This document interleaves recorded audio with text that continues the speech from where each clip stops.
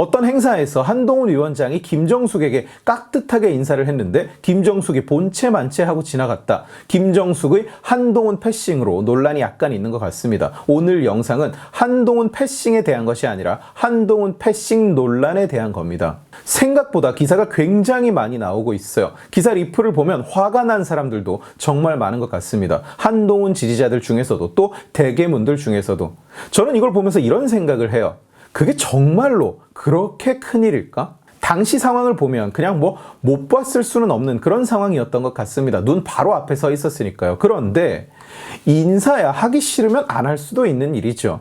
영부인까지 했던 사람으로서 공식 석상에서 남의 인사조차 안 받고 지나간다는 것은 어떻게 봐도 기품이 없고 격이 낮은 행동으로 보이기는 합니다만 언제는 우리가 그 사람을 기품 있고 격조 높다고 좋아했던 적이 있던가요? 저는 김정숙 씨를 편들려는 게 아닙니다. 그럴 이유도 없죠. 그러나 모든 것을 정치적으로 해석하거나 모든 것에 정치적인 의미를 부여하는 것은 정치 과잉입니다. 그리고 정치 과잉이라는 것은 여러 가지 부작용이 존재해요. 우선 정치 과잉이라는 것은 음모론이 등장하는 온상이 됩니다. 세상 모든 걸 정치적으로 해석하거나 정치의 관점에서 바라보다 보면 아무 의미 없는 일에도 거대한 의미를 부여하게 돼요. 그리고 일견 쉽게 해석이나 해명이 되지 않는 현상은 전부 다 음모론으로 흘러가기 마련입니다. 지나치게 의미가 부여됐기 때문에.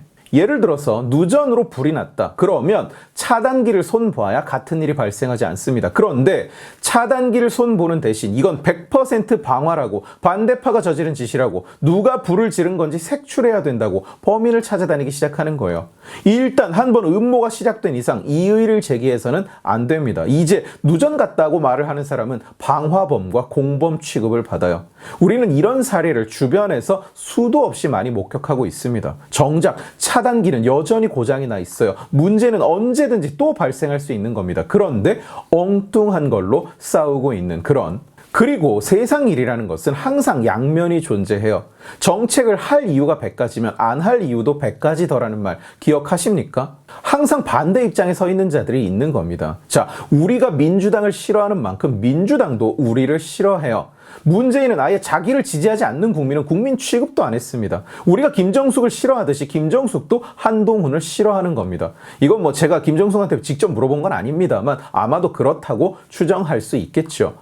우리에게 한동훈을 좋아할 이유가 있다면 저들에게도 한동훈을 싫어할 이유가 있는 거예요. 그 이유의 정당성을 따지기에 앞서서 입장이 다르다는 걸 인정하고 받아들여야 된다는 겁니다. 그게 현실이니까요. 그걸 받아들여야 논의가 진행이 되는 겁니다. 저는 민주당 지지자들의 사고나 행동이 옳다고 이야기하려는 게 아니에요. 사실 저만큼 그걸 비판하는 사람을 찾기도 쉽지 않을 겁니다. 그러나 진단이 올바르게 나와야 대책이 올바르게 나오듯이 현실을 받아들여야 그 문제를 해결할 길이 열리는 거예요. 상대의 사고방식을 인정해야 그 사람들을 설득할 수도 있고 협상을 할 수도 있는 겁니다. 윤석열 대통령이나 한동훈 위원장 또는 보수 진영의 어떤 정치인을 세상 모두가 좋아하게 만들 수가 없어요. 그럴 필요도 없습니다. 여러분들 대부분은 지식의 칼 팬으로서 이 영상을 보고 계시지만 세상 모두가 지식의 칼을 좋아하게 만들 수 없는 거예요. 그리고 그럴 필요도 없다는 겁니다. 그러므로 누군가가 한동훈을 미워하고 패싱했다고 해서 화를 낼 이유가 없는 거예요. 그저 김모라는 사람이 나라의 어른으로서 격떨어지는 행동을 한 것에 대해서 혀를 좀 차고 거기에다가 대고 다음엔 더 잘 인사하겠다고 답을 한 한동훈의 능수능란한 대응에 고개를 좀 끄덕이고 그거면 충분한 겁니다. 유명한 협상 전문가 라저 도스는 협상에 성공하는 비결 중 하나로 남일이라고 여겨라는 것을 꼽았습니다. 이게 무슨 말이냐? 내 일이라고 생각하지 말고 이렇게 되든가 저렇게 되든가 남일이다, 내 일 아니다. 이렇게 협상에 임할 때 성공 확률이 훨씬 높다는 거예요.